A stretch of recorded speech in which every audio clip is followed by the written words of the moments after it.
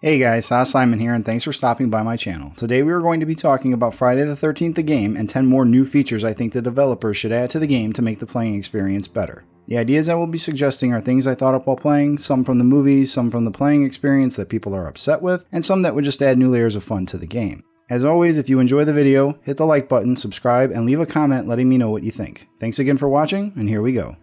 It's hard playing sometimes when you run into your first house and find a bat or a flare gun and think you are doing well. Then you hit the next house and you are dropping your weapon because you have to pick up the gas or the battery. I have talked before about adding some extra ammo for certain weapons, but at this point the game needs a weapon swap or double carry situation. You should be able to carry a bat and a wrench at the same time, as well as a bat and a battery or the propeller. I understand that it's possible to keep Jason stun locked with weapons, but the chance of one player doing this over and over are slim unless you are that great of a player or your Jason is just garbage. Besides, the weapons are going to break at some point, even with perks.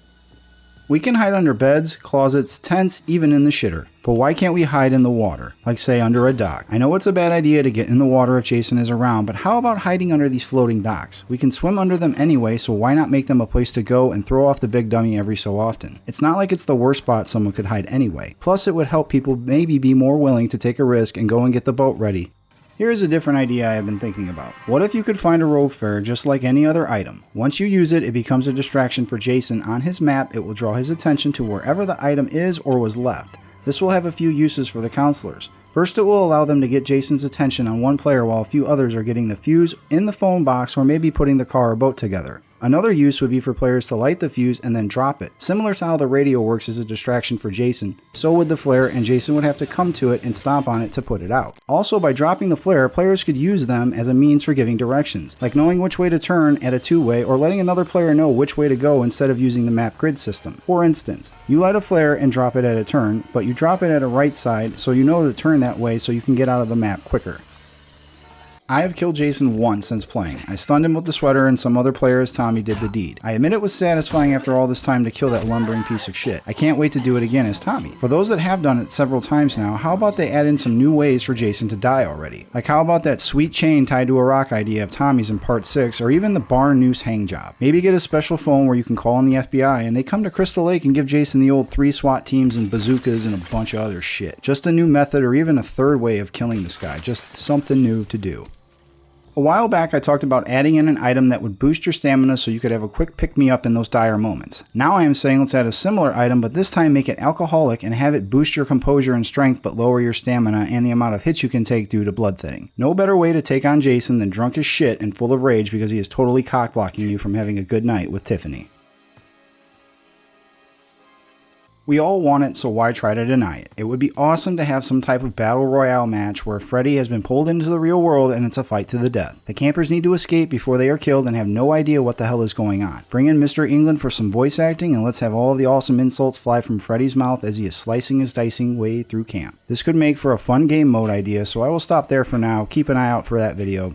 2 cars in a boat make for a nice getaway. Sometimes it's even fun running to the cops while talking shit at Old One Eye. But it would be a lot of fun to have those dirty hillbillies bike from part 5 to escape on. Hell, it would be fun just to drive it around the map anyway while talking shit to all the other players and Jason. Make the bike super fast and add a few ramps here and there to jump off of, and that's that. The only thing to add would be a certain spot for Jason to stand where he can perform the decapitation kill from the movie. Staying with the 5th film for a minute, another new intro to add, since I sort of beat the Crazy Ralph thing with a stick, is the hillbillies from part 5. These dirty looking pieces of crap could definitely offer up a new funny intro just like Crazy Ralph could. Have the dirty mouth mother jump off her dirty son's bike and just start talking mad amounts of shit to the campers and how they need to leave or she will cut off their peckers or some such thing. Throw in a few laughs and grunts from her inbred son and then have Jason come up and finish them both off and the campers scatter as the match begins. There are a lot of weapons in the game to use. However, the developers I think overlooked what types of things the counselors could do once they were in a vehicle and trying to get away. Meaning, what could the counselors do if Jason was pulling them through a window or rocking the boat to knock you out of it?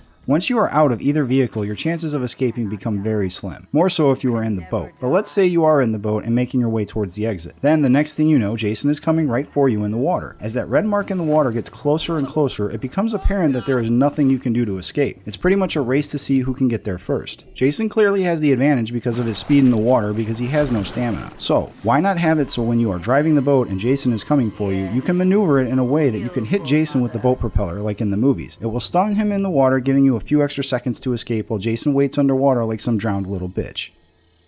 Keeping on the need for more weapon-like things, this ties back into number 10 with the weapon swap. When you do get the weapon you like at the start and have to drop it for a battery, it's annoying, because now you are running around with a battery that does nothing for you if Jason is on your trail. So, why can you not use the battery as a weapon when running from Jason? Make it so we can swing the battery like any other object. It can have the chance to stun Jason and will have a breaking point like any other weapon type. So be sure to use it sparingly and only in those close call situations, because if you break the battery, you won't be able to put it in the car. Well guys, that's all I have for you on this one. I hope you guys enjoyed the video and found it entertaining. If you did, check out my other videos and let me know what you think. I hope you all subscribe and keep coming back to check out my new content. Until next time, thanks for stopping by.